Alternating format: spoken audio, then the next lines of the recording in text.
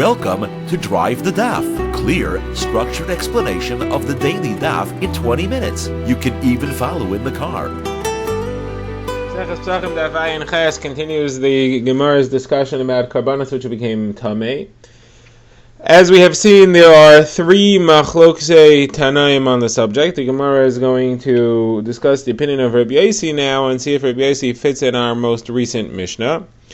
The Gemara's primary conversation is not about a Karban Pesach, but then we'll get to a Mishnah. And the Mishnah will keep us on the subject of Karbanos Tamei and which avodas you're allowed to do, and that'll be about Karban Pesach. The Gemara following the Mishnah will focus on Karban Pesach and see how it applies to Karban Pesach or not. So, as we have seen, when a Karban becomes Tamei, if it's a Karban Yachid, you need the tzitz. The Kohen Gadol wearing the tzitz allows him to continue the avoda. If it's a Karban tzibor, so he can continue the avoda. The tzibor is tamei is not a problem for the Karban. You can continue. So the Gemara had three. We had our Mishnah which listed 5 types of karbanos that can be brought b'tumah because they're karbanos tzibor. They're public karbanos. The Gemara had said that there were 3 machlokes tanaim on the subject. Number 1 is the machlokes of Yehuda and Rabbi Shimon. When we say that a karban tzibor can be brought b'tumah, is that only with the tzitz or not? Do we say that tumah of a tzibor is a hutara, it totally disappears and therefore you don't need the tzitz? Or do we say that tumah of a tzibor is pushed off, but you should still have the tzitz around in order to help take care of that tumah? That was machlokes number 1. Machlokes number 2 was the machlokes between Rabbi Eliezer and Rabbi Yossi, which is when the tzitz helps for a karban. What does it help for? Does it help for the matir or does it help for the achilas? Now, what's matir and achilas? Almost every karban has 2 main parts. There's one part which goes on the mizbeach. That could be the blood of the karban. It could be the handful of flour that's taken off the karban. It could even be the spices that are on the lechem hapanim. These are burned on the mizbeach. And once that is done, it permits the eating of the rest of the karban, the meat of the karban. Some are eaten by kahanim, some are eaten by the mizbeach, some are eaten by the owners. There's the flour of the karban mincha, there's the lechem hapanim. All these things are the eaten parts. The question is, what does the tzitz help for? So according to Rabbi Yossi, the tzitz works on both parts. It works on the matir, which is the blood and the other things, and it works on the eating parts. According to Rabbi Yossi, it only works on the matir. It only helps for the blood. It doesn't help for the eating parts, the meat, and the rest of the karbanos. Now, this third machlokes is machlokes between Rabbi Eliezer, same person as before, but this time it's against Rabbi Yeshua, and that is, what if you don't have the eating parts? You don't have the meat. Can you still bring the matir? Can you put the blood on the mizbeach or not? Now, we know, obviously, if you don't have the matir, you don't have the blood, you can't eat the meat. The question is vice versa. Rabbi Eliezer says, even if you don't have the meat, you can still put the blood on the mizbeach, and Rabbi Yeshua said, no, you cannot put the blood on the mizbeach at all. Now the Gemara is focusing on the opinion of Rabbi Yossi. Rabbi Yossi had said that the tzitz works only on the matir, works only on the blood. It doesn't work on the meat. So now the Gemara says, who cares? Why is the matir important? If he would hold that you can put the matir on the mizbeach even without the meat, who cares about the meat? Obviously, Rabbi Yossi holds like Rabbi Yeshua, and he also says that you can't put the blood, the matir, on the mizbeach unless you have the meat. And he's pointing out that the tzitz doesn't work on the meat. The tzitz doesn't work on the achilas. Therefore, it should come out that any karban which needs the tzitz to be meratzeh, which needs the tzitz to deal with the tumah, you should not be able to put the blood on the mizbeach because the tzitz doesn't work on the meat. And according to Rabbi Yossi, without the meat being available for avodah, you cannot use the blood, you can't use the matir. So Gemara says that does not fit with our Mishnah because our Mishnah seems to list a number of karbanos, and it says that you could put it on the mizbeach, you could put the blood on the mizbeach. So he obviously doesn't fit with our Mishnah. So the Gemara says it's not correct. There is a very important nafkamina. There's a reason why we need to learn the halacha, that the tzitz works only on the blood, and Rabbi Yossi, who tells me that the tzitz doesn't work on the meat, that's important, even though he disagrees with Rabbi Yeshua, and he holds that if the meat is no good, you could still put the matir on the mizbeach. Why is he telling me that the tzitz doesn't work on the meat if I don't need the meat to be able to put the blood on the mizbeach. So the Gemara says, well, you see, Rabbi Eliezer tells you the halacha of the meat.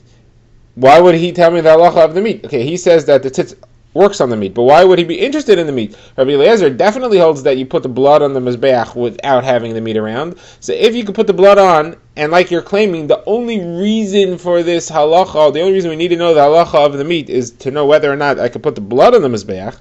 So then why, since he holds I could put the blood on the mizbeach without the meat, why is he even telling me about the meat? Okay, so he's saying the meat's okay, that tzitz works on the meat as well, but who cares? He could put the blood on anyway. Obviously, it's important to know the halacha of the meat, nothing to do with the blood.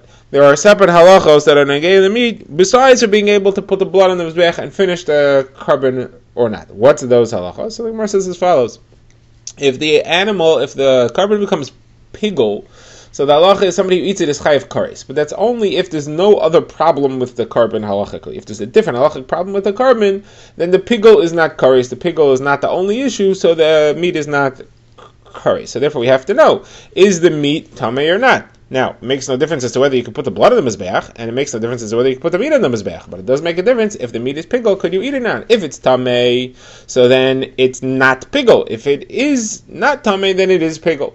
So that is this machlokes between Rabbi Eliezer and Rabbi Yosi. Rabbi Eliezer says the meat is not tamei, that tzitz works on it, and therefore it is pigul. And Rabbi Yosi says it is tamei, that tzitz doesn't push it off, that tzitz doesn't work on the meat, and therefore it is not pigul. Another nafkamina is whether it stays me'ila or not. There's an isser me'ila to use anything which is hektish, and when we're talking about kabbanas, which are kachim, it has the halachos of me'ila until you put the blood on the mizbeach. When you put the blood on the mizbeach afterwards, that takes off the halacha of me'ila. So we need to know, is it tamei or is it not tamei? Even though I can't finish the carbon, but I need to know, is that isser of me'ila come off by the tumma or not? According to Rabbi Eliezer, the tumma is gone, and therefore me'ila still applies, because you have to wait till you put the blood on the mizbeach. According to Rabbi Yosi, the tumma is still there, the tzitz doesn't take it off, and therefore there's no way of putting the blood on the mizbeach, and therefore the me'ila does not apply anymore, and therefore there's no problem. Rabbi Yosi really fits in our Mishnah, because Rabbi Yosi doesn't hold like Rabbi Shua. Rabbi Yosi holds that the blood can be put on the mizbeach without the meat, even if the meat is disqualified because of tumma. But says the Gemara, not so fast. I have a different problem fitting Rav Yosi into the Mishnah. And that's because the Mishnah has one of the karbonos that's listed there is the shtei halechem, the two breads that are brought on Shavuos. Now the shtei halechem is unique that it has no matir. No part of it goes on the mizbeach. It's all eaten. So what then is, how would Rav Yosi understand that could be brought bituma if it's a carbon that's tamei? You're right, it's a carbon tzibor, but Rabbi Yosi says that the tzitz only works on the matir. It only works on the blood and those types of things that go on the mizbeach. This carbon doesn't have anything that goes on the mizbeach. It's all eaten. So according to Rabbi Yosi, the tzitz doesn't work on that. How is this in the list of things in the Mishnah which can be brought bituma? They don't work. It doesn't apply. The tzitz doesn't work on any part of it, and therefore there is no heter. So Gemara says, okay, so I'll have to tell you that it's talking about the karbonos that go together with it. The shtei halechem comes together with two sheep, and those two sheep are carbon shlomim, and when the blood of those karbonos go on the mizbeach, that's the matir. So that's what he was referring to. That's what you can bring bituma. Says the Gemara, the problem with that is that those two shtei halechem are listed in the Mishnah separately. It says them in the Mishnah. It says that there's a list of 5 things. One is the shtei halechem, and one is those two karbonos shalmei tzibor that go along with it. According to what you're telling me now, that's only one thing. The shtei halechem can't be eaten. It's only the blood of the two sheep that go along with it that can go on the mizbeach bituma. So there's only 4 things in the list, not 5. So Gemara says, okay, you're right, I'll tell you a different shot over here. Rabbi Yosi holds like Rabbi Yehuda against Rabbi Shimon. And that's that he holds that you don't need a tzitz at all on a carbon tzibor. His whole discussion about what the tzitz works for is talking about a carbon yachid when you need the tzitz. On a carbon tzibor, tumah hutra b'tzibor, it totally goes off, you don't even need the tzitz, and therefore all these karbonos in the Mishnah are all, you can put them on the mizbeach, they're all fine, without any tzitz involved, and therefore the eaten parts are okay, the achilas are okay, the matir is okay, everything's fine, because it's all tumah hutra b'tzibor. Gemara says, but Rabbi Yosi can't hold tumah hutra b'tzibor, that is perfectly fine, and there is no issue. Because you have a machlokes about the Kohen Gadol on Yom Kippur and the person who makes paraduma water. Those two people were very, very, very, very worried about them being tamei. We separate them apart from everyone else for 7 days before their avoda, and we to make sure they don't become tamei, and we sprinkle them with paraduma water in order to be matar them. Even if we don't know of any tumah that exists in them, we want to be extra careful. And as a matter of fact, is a machlokas between Rabbi Yossi and Rabbi Meir how much we sprinkle. Rabbi Meir says we sprinkle every day because we're worried about every day of the 7 he may have become tamei at some point, and therefore today is the 3rd day of his tumah, or the 7th, and therefore he needs to be sprinkled again. Rabbi Yossi says no, we only sprinkle on the 3rd and the 7th day. We don't have to be concerned that maybe the 2nd day is really the 3rd day of a tumah we weren't aware of. But you see that Rabbi Yossi does say that you're worried about the tumah of the Kohen Gadol and the person who's bringing the Parah Aduma. Now, if Tumah B'tzibur, what are you worried about? It's mutter. It's all gone. This is a carbon tzibur. You don't have to worry about anything.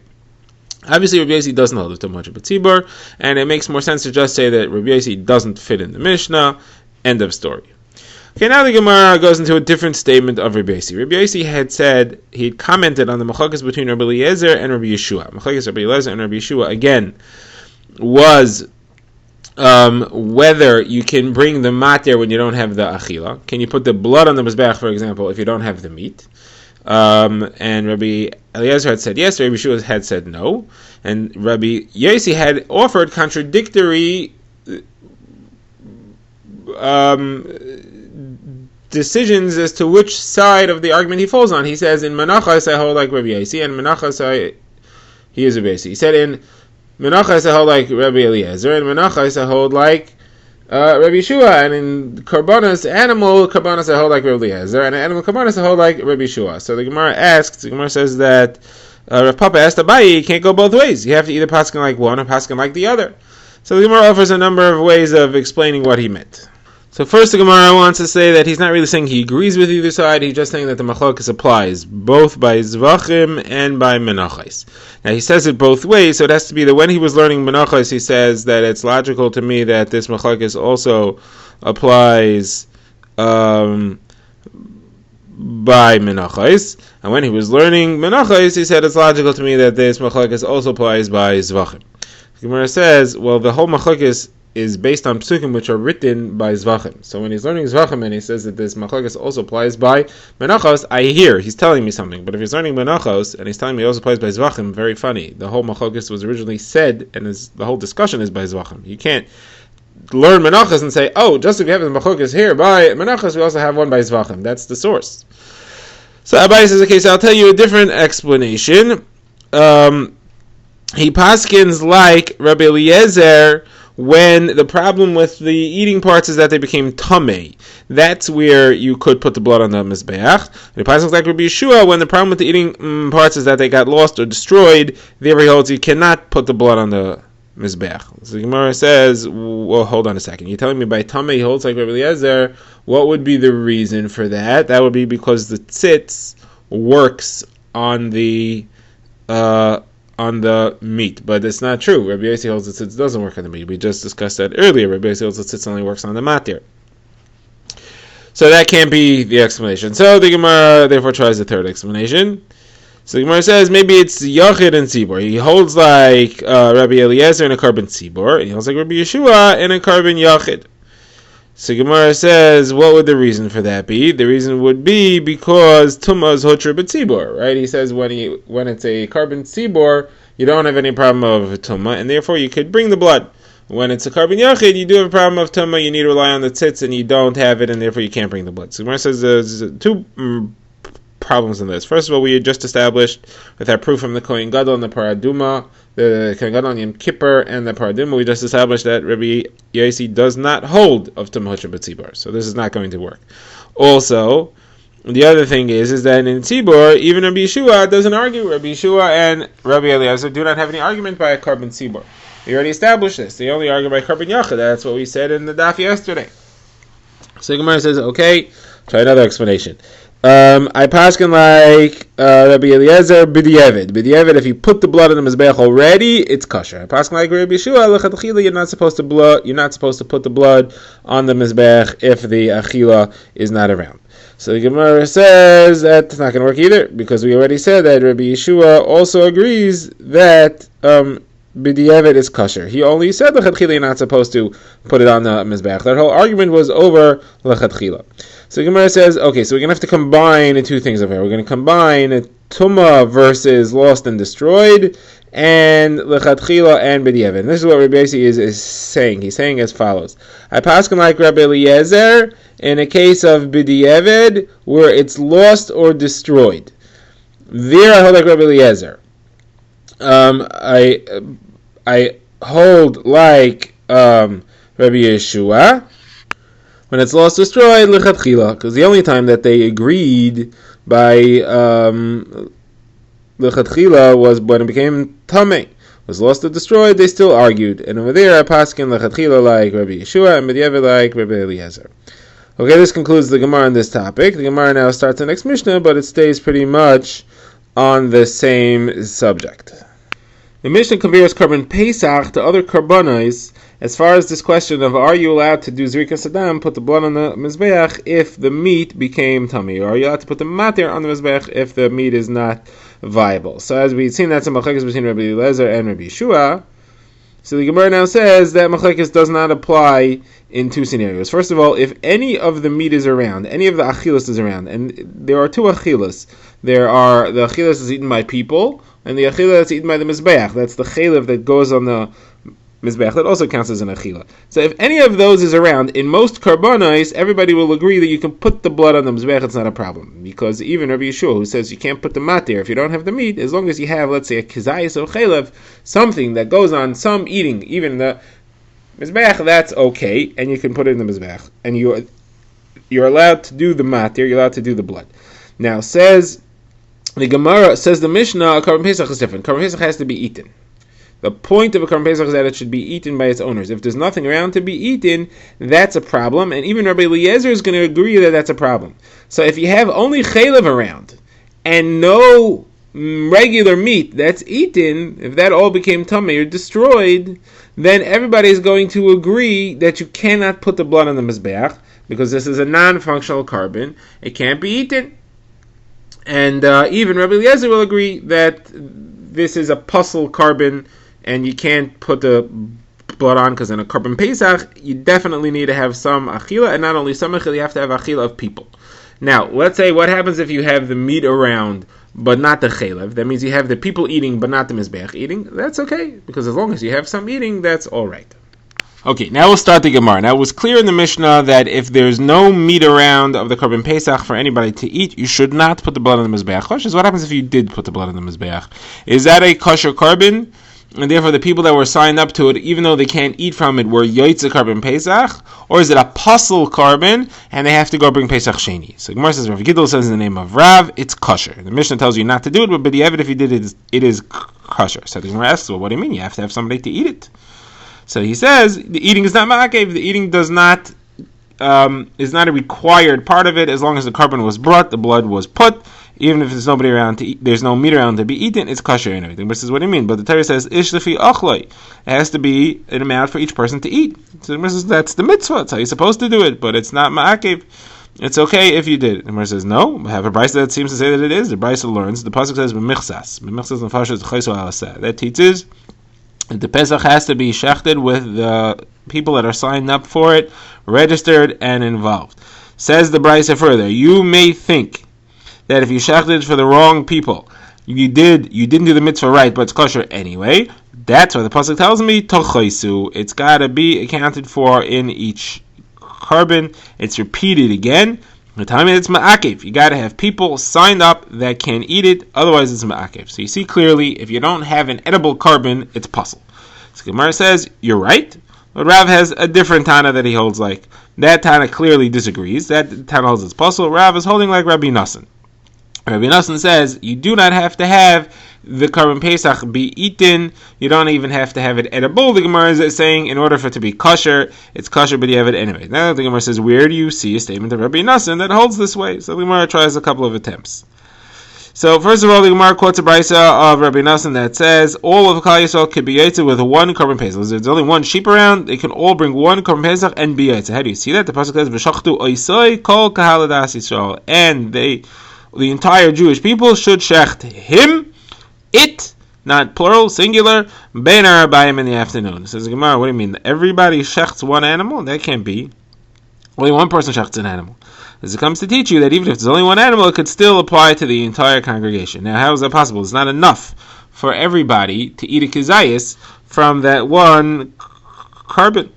So you see clearly, even though you can't eat it, you could be yaitza with it anyway. So here also, even though the meat became tameh, you can't eat it, you could be yaitza with it anyway. So the Gemara says, what kind of proof is that? There, Rabbi Nassan's case, it is possible that you may end up eating it. Some group of people will eat it, maybe some people will pull out, and you'll be the one to get it. It's around, it's viable, it applies to you. It's not enough for everybody, but I can't point at anyone specifically and say you can't have. It's technically fitting for everyone. Here it's tameh, it's gone. There is no possible meat involved.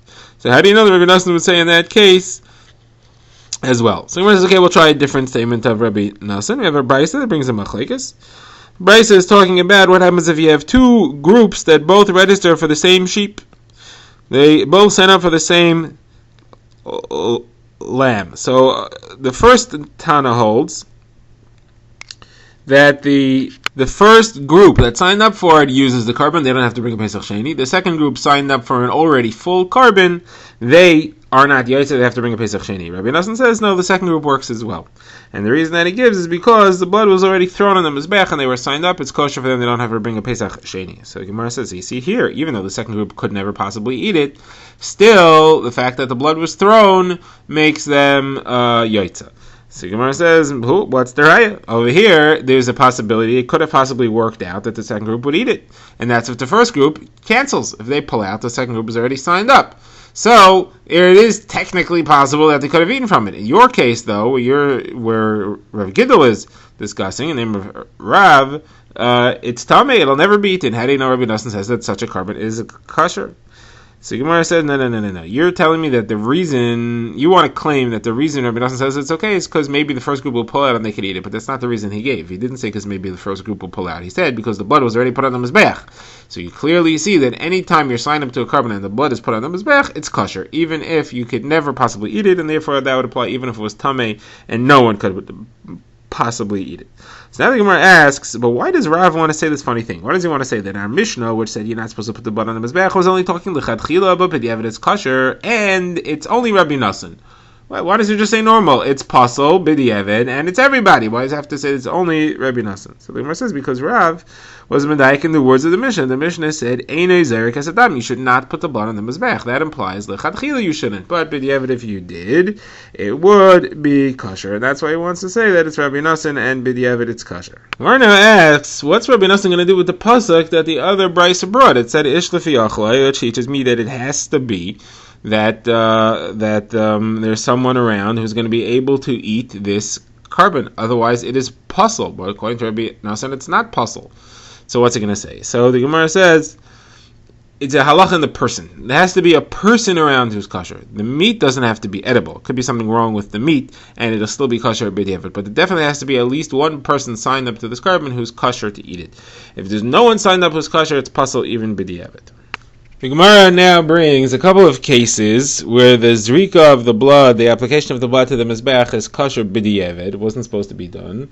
Or it's pasol b'diavad. And the Gemara wants to know, does this come down on one side of the machlokes between Rabbi Nassan and the Chachamim as to whether you're allowed to, whether a zrika you weren't supposed to do is kosher b'diavad or not? So the first case the Gemara says, what happens if you had somebody, the kohen who's performing the avodah on the carbon Pesach had the wrong owners in mind.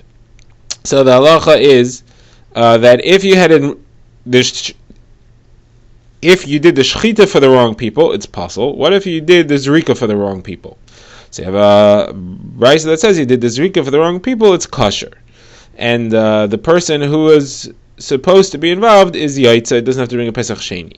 Says the Gemara, that would seem to be like Rabbi Nassan. Even though you did it wrongly, you did it for the wrong person, it's Kasher B'diavad. The Gemara says, no, the Rabbanan fit with this also. The Rabbanan hold that there's no such thing as the Kavana for the owner at the time of Zrika. Kavana for the owner has to be at the time of Shrita, not at the time of putting the blood on the Mizbeach.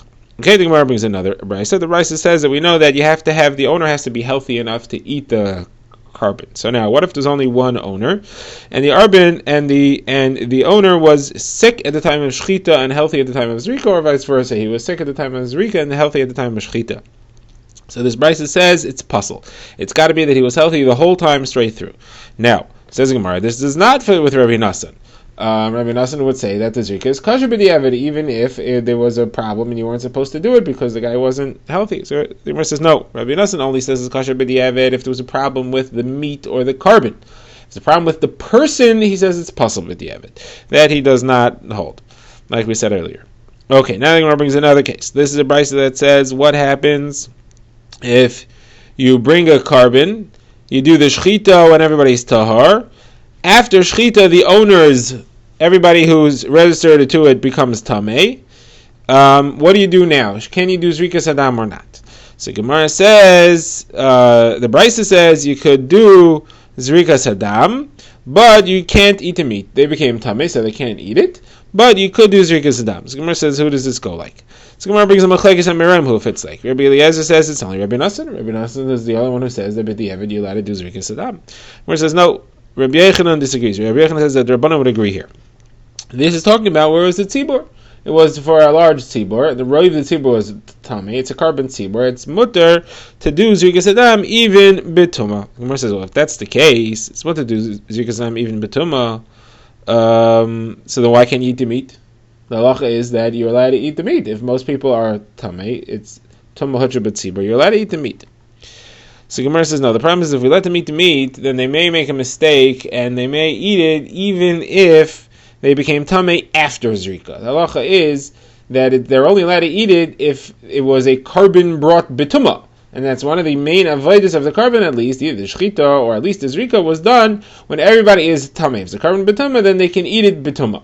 If, however, they become tamei after zrika, the carbon was brought b'tahara, they can't go eat it b'tumah, and then they'll make that mistake. If we let them do it this year, they'll make a mistake the next year, and therefore we don't allow it. Drive the Daf is a project of the Grand Woodlands Shul and is presented by Rabbi Yitzchak Landa. Find us on YouTube or subscribe to daily emails by emailing drivethedaf@gmail.com.